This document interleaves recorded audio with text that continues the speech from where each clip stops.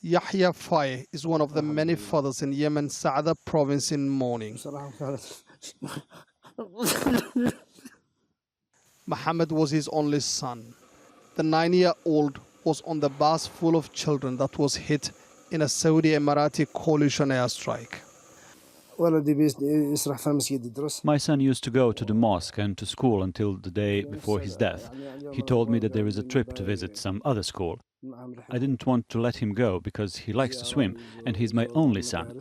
But he promised me he's not going to swim, and his mother asked me to allow him to go.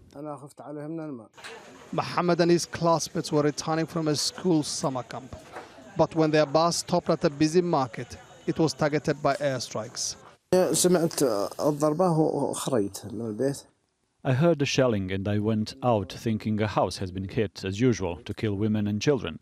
But I was shocked to hear my neighbor Ibrahim, whose son was with mine in the bus, telling me that the children's bus had been targeted. I shouted and I said I lost my son. This was around 9 a.m. and I spent like 3 hours searching for my son until I received the very bad news. This was the worst attack on children since Yemen's brutal war escalated in 2015, according to UNICEF. Other local hospital medical workers do what they can to treat the wounded, but they are under-resourced and overwhelmed.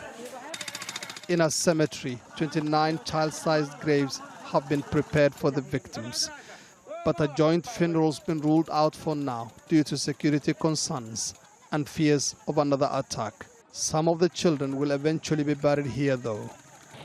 Saada province is the birthplace of the Houthi rebellion and the target of most of the coalition's airstrikes. The conflict in Yemen pits the richest countries in the region, Saudi Arabia and the United Arab Emirates, against the poorest. The Saudi-Emirati coalition has been repeatedly criticized for targeting civilian areas in their war against Houthi fighters, which has killed thousands and left millions on the brink of starvation. Mohammed, Adow, Al Jazeera, Djibouti.